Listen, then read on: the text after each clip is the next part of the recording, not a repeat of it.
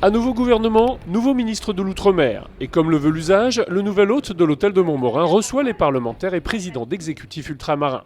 Pour ce premier discours de rencontre, Annick Girardin a plaidé sa volonté de travailler en bonne intelligence avec les représentants des Outre-mer.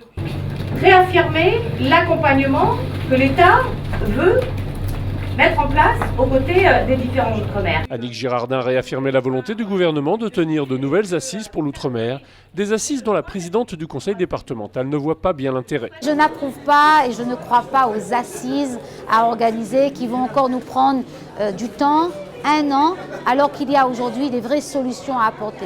La Réunion traverse par exemple une crise avec la filière Cannes. Comment apporter à la jeunesse des solutions sur l'emploi, sur la formation, comment faire en sorte que nous puissions coopérer avec tous les pays de la zone océan Indien, mais en nous donnant des accords dès aujourd'hui, c'est-à-dire rapidement et non pas revoir des assises. Je crois qu'il y a aujourd'hui beaucoup de fiches de travail qui ont déjà été élaborées.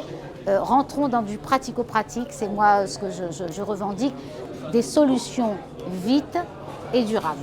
Ce rendez-vous est surtout l'occasion pour Nassima Dindar, comme pour les élus réunionnais présents, de faire entendre sa voix dans ce lieu de pouvoir où de nombreuses décisions concernant l'île sont prises. Pour le député maire de Saint-Leu, il s'agit d'un nouveau départ qui fait suite à l'élection d'Emmanuel Macron.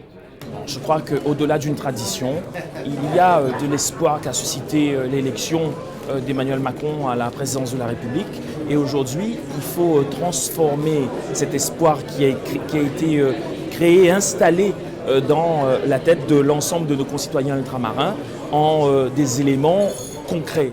Cette première rencontre permet bien sûr de nouer de nouveaux contacts. Si de nombreuses têtes sont ici déjà connues, d'autres sont nouvelles. Arrivée très tôt, Nassima Dindar a pu ainsi rencontrer tous les élus locaux. Mais c'est avant tout auprès de la nouvelle ministre que les ambitions réunionnaises doivent passer. Il faut savoir se faire entendre. D'abord, c'est une invitation de la ministre des Outre-mer, dans un cadre bien défini, c'est celui de nous présenter le calendrier des assises de l'Outre-mer.